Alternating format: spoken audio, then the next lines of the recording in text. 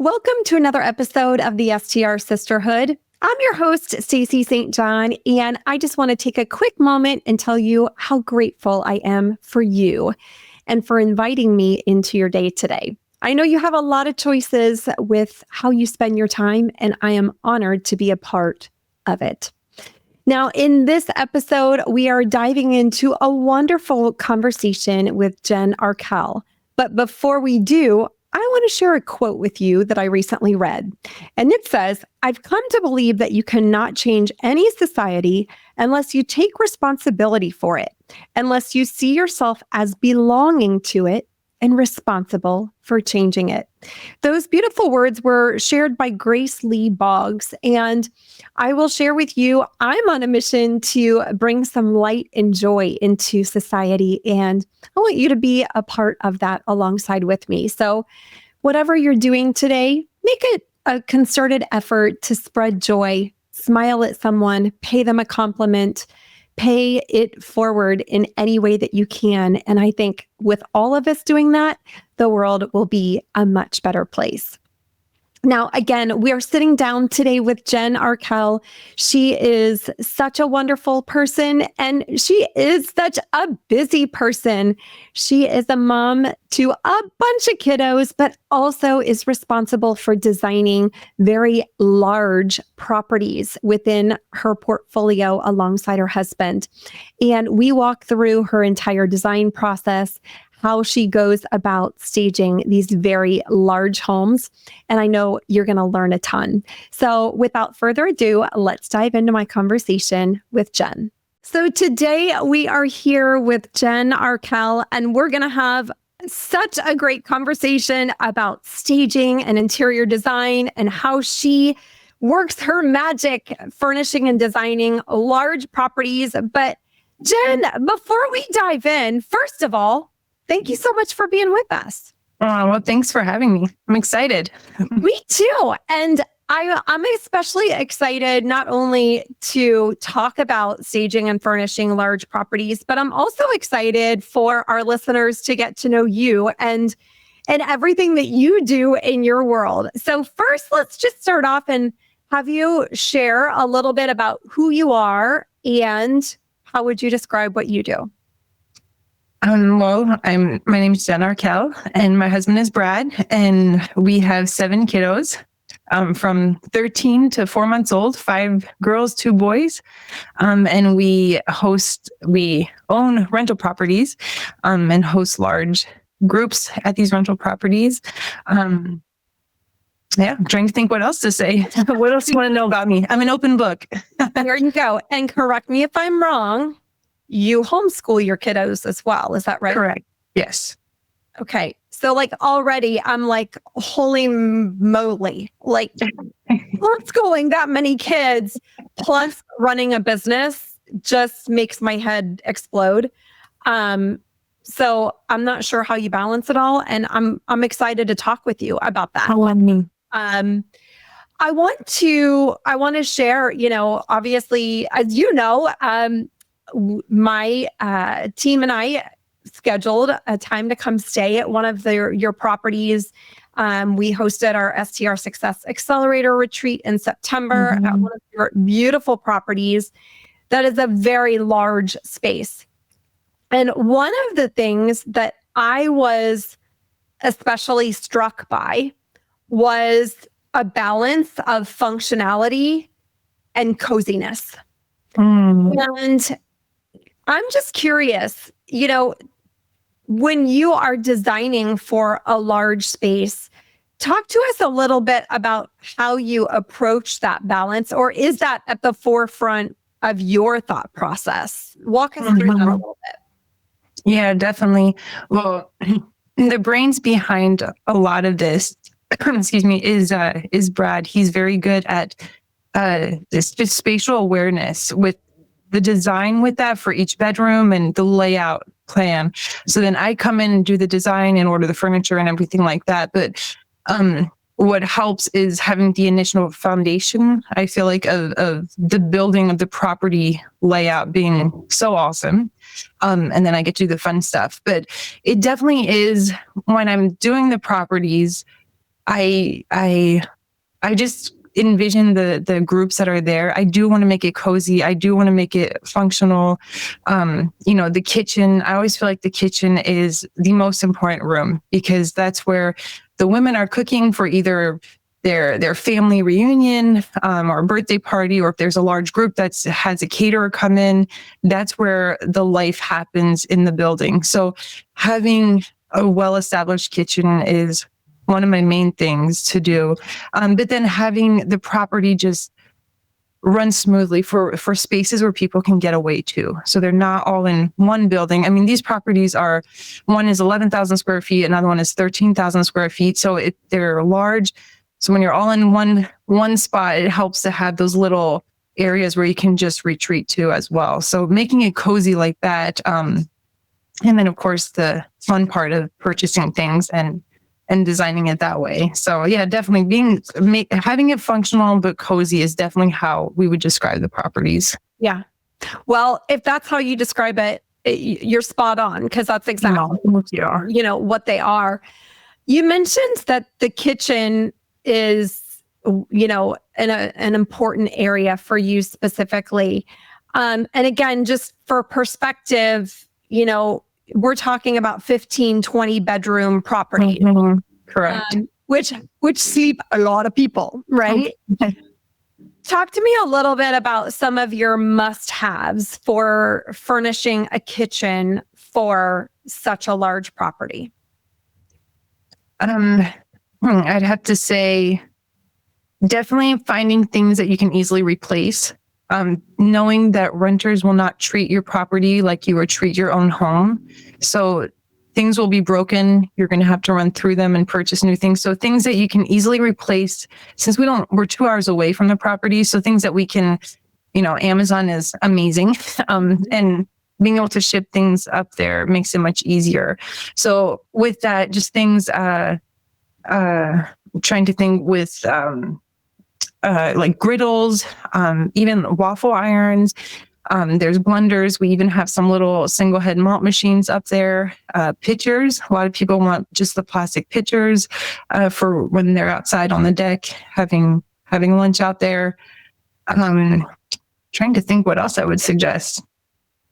A lot of the little tools, even for baking, it's amazing how many people actually bake. Even some muffin tins or the big sheets for vegetable roasting and everything. Mm-hmm. It's amazing the things that people use that you don't think that they're going to use, but then they come back and they're like, you guys actually had it, and just having the crock pots, one of the main things, crock pots, 3 or 4 big crock pots, and then having some in storage, knowing that they may not work, or it helps to just have a backup of things. So yeah. That was going to be my next question. Do you keep, extra spoons in inventory at the property somewhere? So I don't know about you, but my spoons always walk off box in my dryer, right? So, yes. With the Tupperware lids. Yes. Where are they? They're all together. We're going to invite them all together. That's right. But do you keep, some items in inventory so that you can replace them on demand? Yeah, silverware. We're trying to be better at that, having better inventory with it. But we're able to ship things up pretty quickly with Amazon. So it hasn't been a huge problem not having something. We can pretty much think quickly and get it replaced for the next group. But having, some basic things, crock pot, plates, cups, silverware, those are some of the main things. Sure. Nope, that's good. I'm curious also, when you are looking to design a property, obviously larger properties, can you talk with me a little bit about how you walk through the process? So again, you mentioned Brad, your husband, oftentimes is, leading a construction project where you are kind of building from the inside out, if you will. When are you starting to order things, and how are you thinking through that process? Take us on that journey a little bit, because I would imagine it could feel very overwhelming to furnish a 3-bedroom house. Yeah, he shows me the floor plan and we start with that. I really go based off of the floor plan because a lot of times with all of our properties, we haven't been able to stage them until the very last minute when the renters are coming in that day. I mean, it's pretty crazy, but it's always worked out. We're a good team. And we have some amazing helpers too, with our cleaning crew, and everybody just pitches in. But going room by room, and for the last property, I actually just did it in Excel, and it had a separate tab for every bedroom with just organized with the link for each item that I was getting. And I mean, I'm so basic because I'm not a computer person at all, but I just, I don't even know what it's called, but when you kind of get the image and then I pasted it on there, copied and pasted it on there, and then I could have it right there just to look at, and just in my mind, just walking through each bedroom. So doing it section by section, with whichever section I could get done, based on the construction progress of everything. Gotcha. But it is pretty crazy. And a lot of times, I mean, the storage of everything, it's been in our garage, in our dining room, in our basement, and just having everything labeled and organized like that. So it is a huge undertaking with that, because a lot of times the boxes are shut until the very last minute when we get to start staging everything. So it's like you cross your fingers and I hope and pray that this will work out and that it all looks good. But Brad always has measurements for every bedroom. So everything is measured with the bed frame, the nightstand. Is it going to fit? And making sure that all of that is available. Because one of his main things for bedrooms, and one thing that we want, is a king size bed in every bedroom. So making sure that the rooms can accommodate that is the first part of the bedroom. And then going from there, getting nightstands and lamps, a dresser and things like that. Yeah. So I want to go back to something you mentioned about, receiving the shipments and labeling things, again, for a 15 or 20 bedroom property. And candidly, some of our listeners may never stage a 15 to 20 bedroom property, but I think my goal is to understand how you manage a large project, because we can always scale that back for a small amount, right? But from your, what you're doing, are you just, again, ordering kind of as you go and then pulling things into your personal garage or a storage unit? And are you labeling the box as it arrives, or are you checking what's inside the box as it arrives? Or do you wait until staging day? It depends on what it is. Some of it I label right away. If I know, this is going to bedroom 5, I'll label it. And then I've had boxes. So it's like, okay, this duvet goes here. I know these lamps go with this item. The problem was that where we were storing things, it wasn't close to us. So I couldn't always label it in the most organized way, where ideally I would have had something separate and just go right out to the storage area and put it right there. So I had multiple boxes for bedrooms, but something like plants, I could just get a bunch of plants. It was like, here's my plant box, and it was or throw pillows or things like that, and I could go back to it and then just pull from there once we had the bones of everything, the furniture set up or all of that delivered. So it depended on the item, but if I could label it and I could put a bedroom or a living room or wherever it had to go, I would definitely do that. Yeah. Yeah. And correct me if I'm wrong, I think I recall you sharing with us that you don't have a background in furnishing properties or staging properties or interior design. Is that correct? That's correct. No, I'm a registered nurse by background. So this is definitely not what I envisioned. Being homeschooling and doing properties was not what I envisioned for my life, but I love it. That's amazing.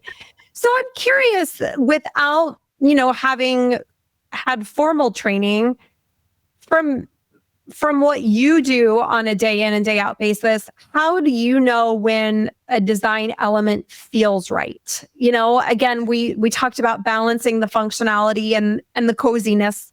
How do you gauge when something feels cozy enough? Or what's your kind of internal checklist? I'm a huge visual person. So when I would have the pictures of each bedroom and I could see everything all together, that's when I knew it was complete. And then just finding the balance. So one of the properties we have is the lodge where you stayed with all the log. So that was a little bit more difficult of balancing, the wood element with modern. And trying to work with that was a little bit more difficult.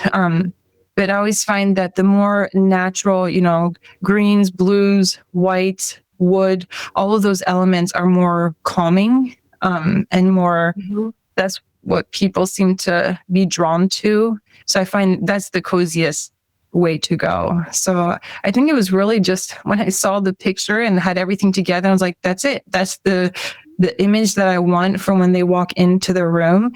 This is what I want them to see. And just hoping that it worked and it always came together. So it was, it's fun. It's fun to see after all that work.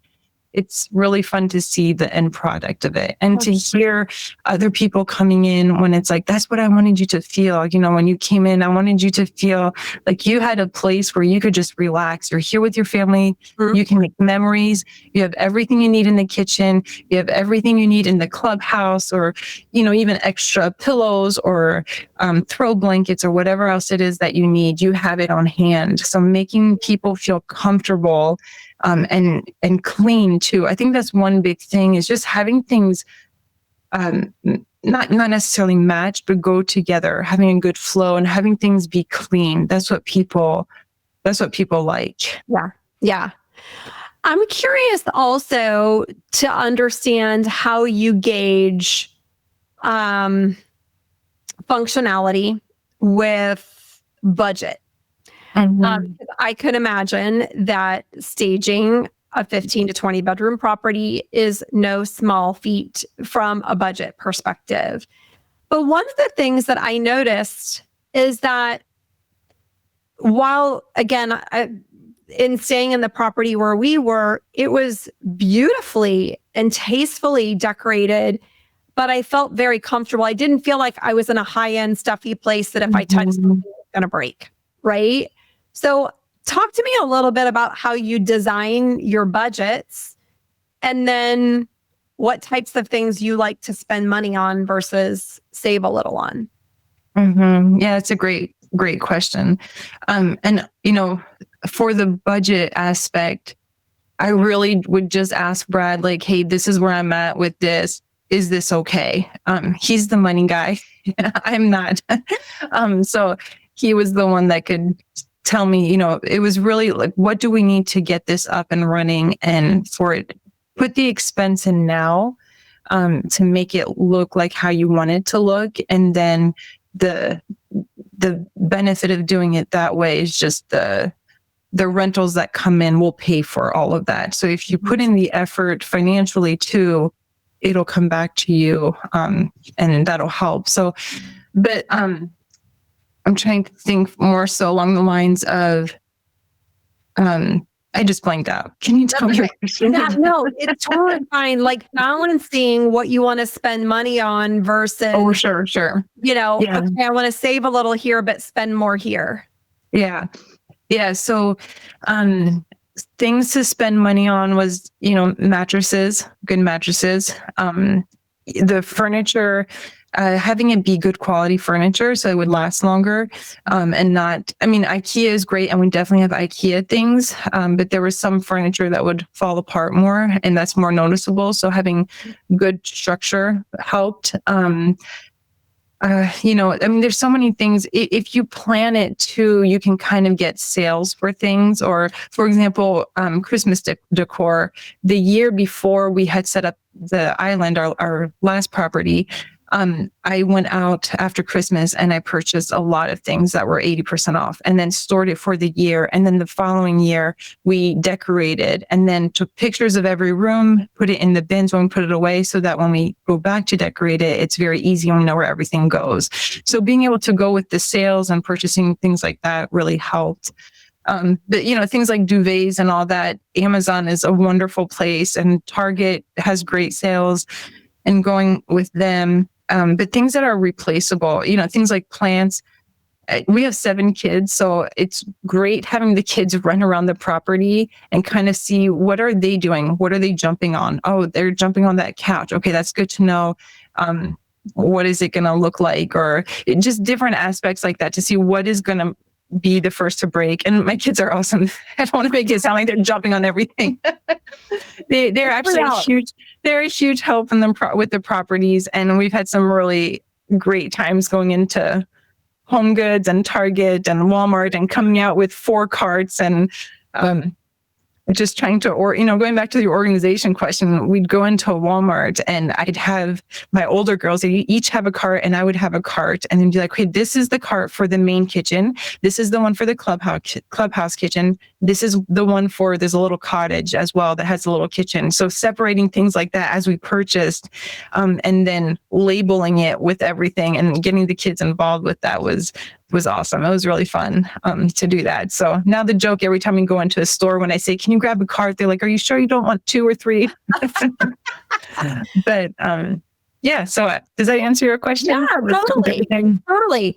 And I just want to go back to, I think a lot of people may perceive with a 15 to 20 bedroom home, I mean, it's very high end and it's beautifully decorated. And at the same time, I could tell the reason for my question as an example, like your outdoor tables and chairs.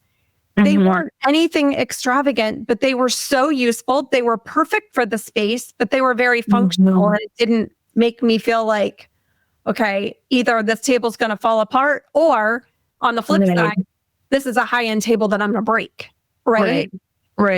So I think you've just done an excellent job at item selection so that cozy, but it still feels high end.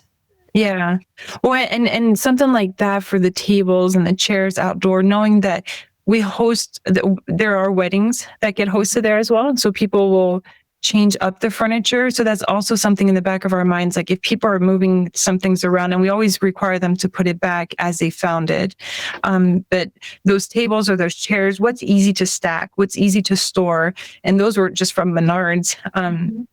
So just finding things that will make it easy for the customer to use. So that they're not coming and, oh, that wasn't a great experience. That was really exhausting. We had to move all of this and do all of that. So having everything that they need there, but making it easy for use. Yeah, totally.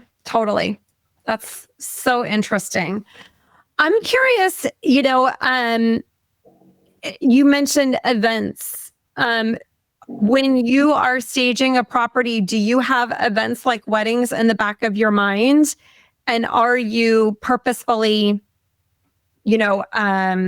building out little vignettes in the property for, maybe a wedding party to get dressed here? Or do you just design the space and let your guests kind of figure out how to best navigate it for their event? Correct. Yeah, that's usually how we do it. It's just let them figure out how they want to use the property for it.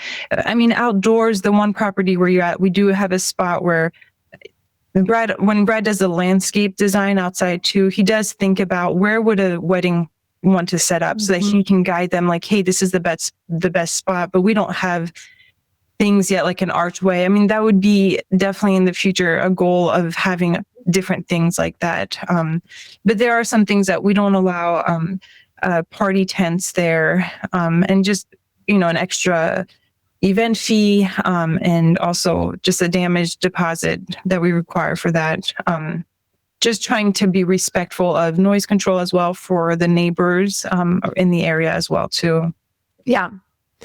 I'm curious if you were talking with someone who is like, wow, this sounds really fun, and I am purchasing a large property and I don't have any experience staging or furnishing it, what advice would you give to them?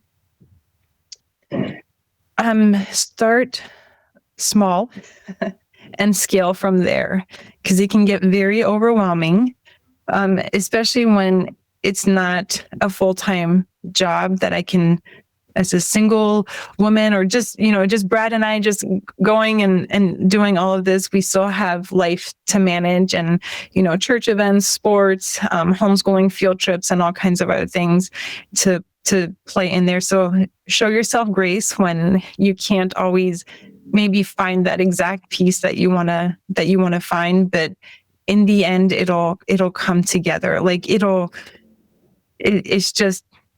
it's really fun. Like, have fun doing it, because when you're not having fun doing something, that's where the stress really builds up. So it's finding that balance of, where do I need to scale things so that I can focus on this, and prioritizing time to be able to think about it.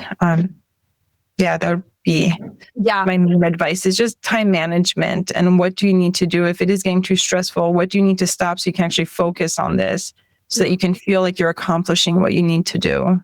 For sure. And I think that's a great segue to, kind of my next question is, how do you manage your time with so many kiddos and homeschooling, and obviously helping support your short-term rental business? Talk to me about what a typical day looks like for Jen and how you balance everything. Yeah, it can get very crazy, especially last year when we were really getting everything set up, and the beauty of it is that with homeschooling, there was a lot of flexibility, and we really got the kids involved with it. We lived up at the property for a month right at the end, and just having them help out with different things and setting things up. It's great life skills for them to learn with business management, time management, organizational things. So it was a huge, we just had a lot of fun doing it as a family. Definitely stressful days and crazy times trying to do it all. Trying to do the school, and there's been late nights. It's really just prioritizing what needs to be done right now, and being able to focus on that. And then I'm a list maker, so having lists of what I need to do, Post-it notes, and just having it on there so I could, rip it off and throw it out and feel like, hey, I accomplished that and I got that done. So being able to, every day is different. So trying to do, because there's no great time. And especially, when I had younger ones, when we were doing the property, and, there's naps that have to be thrown in, and you want to spend time with them. So just finding those times where you can include them, so that you aren't feeling like, hey, I'm not giving to my kids, but you get to include them with the shopping, the setting up, and encouraging them with what they're doing, and that they are a team player, and that they're equally important in this project, that they had an equal part in being able to present these properties to customers. I love that. And I'm curious, besides the trips to Walmart and the separate carts, what are some of your favorite ways to incorporate your kiddos into the setup and staging process? Well, definitely setting up the rooms. When it got to the time of setting up the rooms, and trying to, even asking them their opinion, like, hey, what do you think about this? Does this look okay? Or just asking them, giving them little jobs, like, hey, can you go to the plant box and I need 2 plants right here. Can you find 2 that you think would look good? And just including them and their desire to make them feel valued was really awesome, because it just flows. When you pour into the kids and you're pouring into your family, it just naturally, there's a natural outward flow of being on the same team, so that you can manage what you need to do. Because you're juggling all kinds of, it's not just, life is crazy, and there's 1,000 things that need to be done, and every kid has different needs. And then Brad and I trying to spend time together. So it's just trying to make this a family oriented project has been one of our best things that we've been able to do. Even if it's ordering something to eat and we're eating on the construction floor, but we're making it fun, and hey, let's do a quick bonfire and have some s'more stuff, and trying to do things like that. But in whatever way I could include them, I mean, really it was the shopping trips was probably my biggest one. Mhm. And then helping to organize the boxes and giving them little jobs like, hey, here are all the pillows from Sam's Club. I need you guys to take 2 pillows to each bedroom, just lay them on the bed, and then you can open them up and throw this trash out. Or here are all the trash cans from Target. Can you go to each bedroom, put one in each bedroom, and then come back and I'll give you something else to put out. So a little task, and not huge tasks, but little tasks that could keep them busy, but feeling involved and keeping us connected with the kids so that we could still have a great time. That's awesome. That's awesome. And one of the things that I noticed on the first day that I arrived early to set up for the event that was starting that evening. And of course, your team was still turning over the property. They were so wonderful. And I noticed that one of your team members had their kiddos there and they were watering plants. And I thought it was just so cool because it was very obvious that these kids were taking their job seriously, right? But I love that you have that approach with your own kids, and you may or may not know that it's, filtering down to your team as well, where they're involving their kiddos. I think that's awesome. Yeah, that is awesome. It is fun to be able to teach them life skills like that, because it's who knows what they'll do when they're older.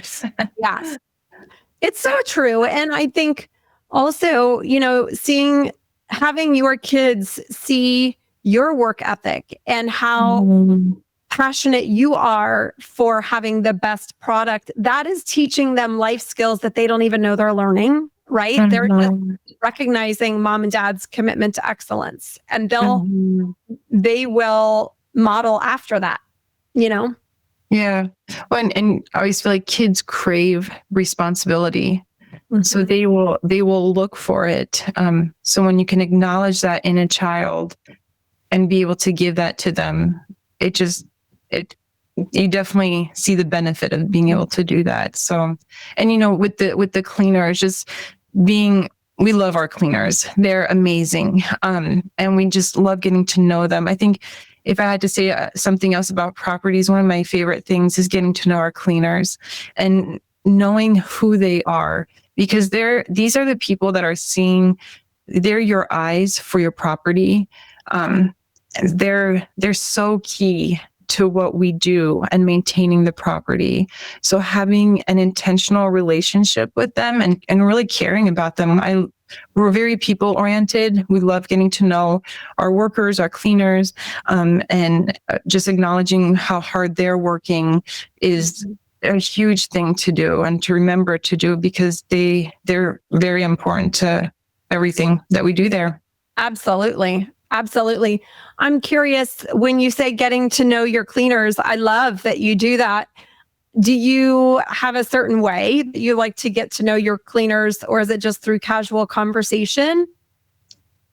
Well, definitely with setting up the properties, we're usually there, and I'm organizing all of the just setting everything up and getting it ready and staging it. So they're helping me out. And in the past, I did a lot more with the cleaners, just directing them with their tasks and their jobs. And I've always loved when we've had a new cleaner. Now we've switched things up a little bit, but in the past, excuse me, I would actually go up and train the cleaner and work side by side with them. And I love doing that because it gave me the opportunity to get to know them, but also see what are the areas that are too difficult that we're asking too much of, or what's realistic, what's not realistic. And for them to see, we have some crazy bunk beds, like double, triple bunk beds, and you're climbing up those ladders, and just for them to see hey, I'm willing to, do the work myself too. And I'm not just paying you guys to get it done. I'm willing to get my hands dirty with you. And I think being real and having that connection with them and just getting to know them, because they all have a story as well. So that's just made it a really awesome way of, we're texting with them, or one of the cleaners had texted a Halloween costume that she had done. She said, hey, show the kids. And another one made us pumpkin rolls the other week. And hey, get this to the kids. I want to do this for them. And so it's just really sweet being able to have that sort of community. Plus, you're providing jobs for them, which is an awesome thing to be able to do, especially in an economy like right now, and being able to provide for people and using local people for different things. I was just texting this morning with the wreath lady for Christmas, and she does a bunch of our outdoor things. So it's been great to use local people in the area, and that definitely builds up a good, just a good experience and impression as well of the property. Yeah, love that.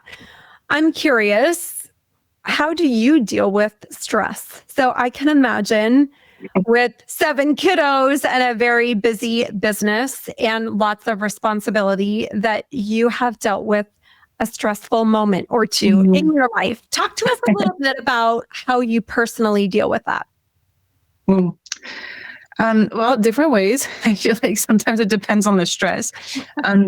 My main thing, definitely prayer. And that is one thing at the forefront of every property, is just praying and asking the Lord for strength and wisdom as we navigate all of this, because it is a lot, and it can create a lot of craziness with everything external that we have to get done, but trying to get sleep. And I think just enjoying what I do helps with the stress, just having fun, because when you're not having fun, that's where it gets harder. But I mean, prayer would be my main thing, and just asking the Lord to just bless what we're doing, and just bless our family, but also our relationships to stay strong through all of that. And I mean, being, in all honesty, I hope I don't cry. Are people allowed to cry on your podcast? You're allowed to cry. Of course you are.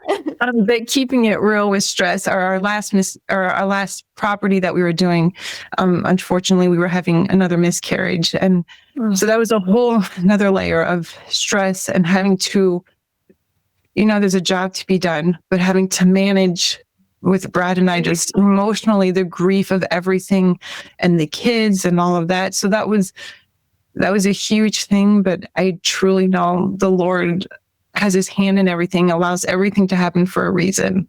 And those are the most beautiful moments. I'm tearing up thinking about it, but the most beautiful moments of being able to work together, because at the end of the day, just being able to do all those things for the Lord is what brings such joy. Now you're going to make me cry. Good thing it's a video podcast. Then we can our tears. It's not very often that I get to talk about God on my podcast, but he's in my life, it's really uplifting to hear your story. And, you can go through horrible times, and I am a believer with you that everything happens for a reason, and there will always be God looking over and taking care of them, right? And sometimes it's hard to remember that. But hopefully, maybe through this conversation, someone is listening and learning that, in their own lives. So thank you for sharing that. Absolutely. Yeah. Okay, now that the tears are gone, I want to move to the lightning round. Okay. Right. So I'm going to ask you some things that I'm just going to ask you to answer with the very first thing that comes to mind. First question is, where is your favorite place to vacation? France.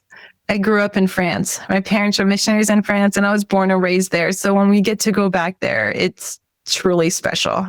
Wow. And so what part of France did you grow up in? They were down south French Alps area. Okay. So near the Italian border.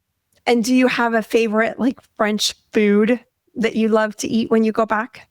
Oh man, where do you start? All the pastries, the bread, the cheeses, just all of it. It's incredible. I miss it. So I assume you're fluent in French. Yeah. Yes.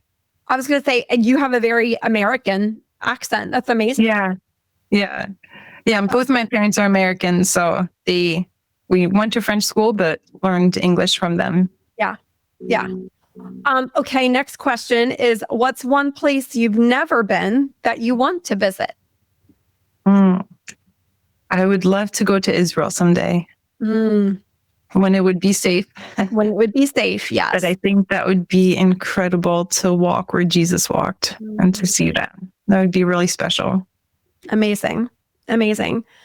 All right, next question is, what's one thing you know now that you wished you knew when you were starting out in the world of designing and staging large-scale properties? That's a great question. Probably just how I manage the organization. I think doing everything in Excel like I did for the last property and having a tab for each, it was all in the same file, but having a tab for each bedroom, I could easily locate what I needed. And I had the links there and everything. And I didn't do that for the property before, which then was more on paper and everything. And you can't save everything like that. So I can easily look back to things and, oh, this, if a duvet gets stained and, oh, we need to replace it. I know exactly where to go. I can pull that up, get the link, go to Amazon and purchase it again, or to Target, wherever it was from. Yeah. That's awesome. That's awesome. All right, next question. What is the best piece of advice you've ever been given? Wow, where to start? I feel like Jeopardy's song is playing.